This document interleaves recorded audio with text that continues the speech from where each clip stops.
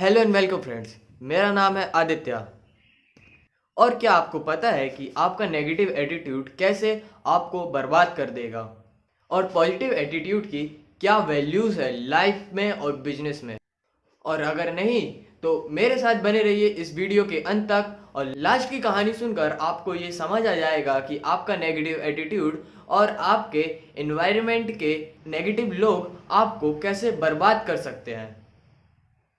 तो चलिए शुरू करते हैं। तुम ना पढ़ लो और एक ढंग की नौकरी कर लो, बस इतना कर लो, तुम्हारी जिंदगी सफल है। सक्सेस, अमीर बनना, गोल अचीव, ये सब बछड़ों में पढ़ने की जरूरत नहीं है तुम्हें, क्योंकि ये सब तुम्हारे बस की बात नहीं है। जब ना लोग हमसे ऐसी बातें करते हैं तो आय हाय हाय हाय हाय बहुत तकलीफ होती है।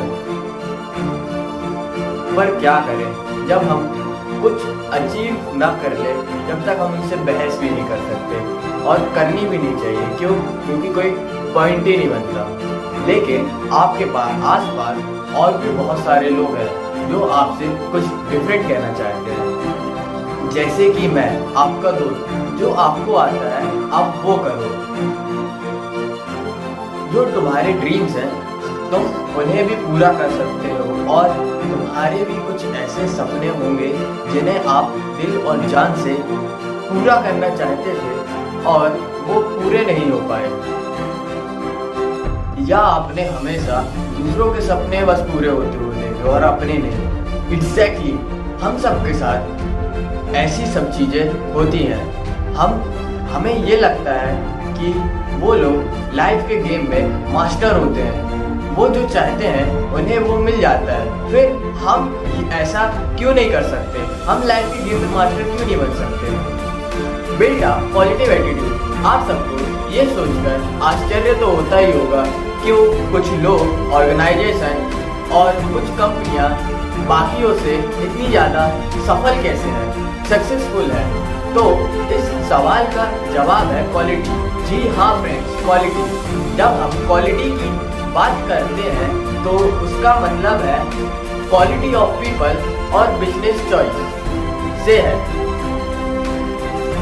सक्सेस की दुनिया में एटीट्यूड की काफी इंपॉर्टेंस है, और सक्सेसफुल लोगों को यूजर से ये अलग करता है। ये बात सब जानते हैं कि किसी भी स्ट्रॉन्ग बिल्डिंग की शुरुआत एक स्ट्रॉन्ग फाउंडेशन से होती है। हर सक्सेसफुल बिजनेस की शुरुआत TQP से होती है, यानी टॉप क्वालिटी पीपल।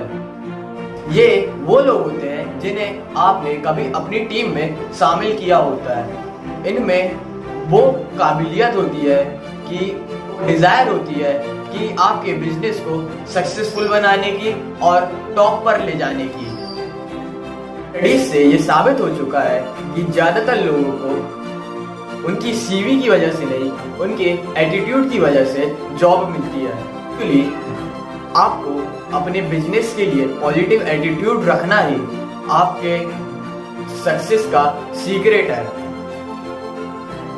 और हमारा एटीट्यूड डिपेंड करता है हमारे एनवायरनमेंट पर और हमारे एक्सपीरियंस पर। जो इंसान एक पॉजिटिव आउटलुक रखता है वो इंसान हमेशा अपने से पहले दूसरों की केयर करता है। एक पॉजिटिव इंसान वो होता है जो हमेशा कॉन्फिडेंट रहता है, पेशेंस रखता है और रिसोर्सफुल होता है।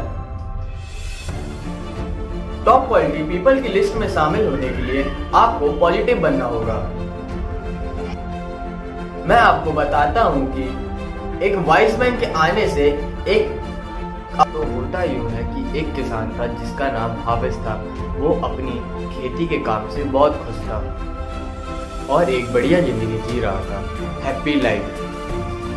एक वाइज मैन के सिंपल शब्दों ने एक मिरेकल की तरह उसकी जिंदगी चेंज कर दी। उस वाइज मैन ने हाफिज से कहा कि डायमंड उसे बहुत ज़्यादा अमीर बना सकते हैं। अगर उसके पास एक अंगूठे जितना बड़ा डायमंड हो तो वो एक पूरा शहर ही खरीद सकता है, और अगर उसके पास उसकी मुट्ठी जितना बड़ा डायमंड हो तो वो पूरा देश ही खरीद सकता है। वाइज मैन की इन बातों को सुन करके हाफिज को रात भर नींद नहीं आई। वो अपने हालात से ज़्यादा खुश नहीं था, तो उसने डिसाइड किया कि वो अपने खेत बेचकर डायमंड ढूंढने निकलेगा। बहुत दिन इधर उधर घूमने के बाद हाफिज स्पेन पहुंचा। अब तक उसके हालात बहुत खराब हो चुके थे। वो इतना थका हुआ था और खस्ते हाल था कि उसने डायमंड मिलने की उम्मीद ही छोड़ दी थी। लाइफ से तंग आकर उसने नदी में कूदकर अपनी जान दे दी। लेकिन हाफिज को मालूम ही नहीं था कि उसके घर से जाने के बाद क्या हुआ। जिस आदमी ने उसका खेत खरीदा था, उसको खेतों के पास वाली नदी में एक दिन डायमंड मिले। दरअसल ये हुआ कि वो आदमी एक दिन नदी के किनारे बैठकर सुबह के नज़ारे देख रहा था कि तभी उसे पानी में कुछ चमकता हुआ दिखा। फिर जब वाइजमैन खेत के नए मालिक से मिलने आया तो दोनों ने देखा कि जो हाफिज था वो डायमंड माइन के ऊपर सो रहा था, मगर अफसोस उसे ये बात मालूम नहीं थी। ये चीज़ साबित करती है कि ज़िंदगी में पॉजिटिव एटीट्यूड कितना ज़्यादा ज़रूरी है। अगर हाफिज अब पॉजिटिव होता और अपने एसेट्स पे भरोसा रखता तो आज शायद वो सबसे अमीर आदमी होता।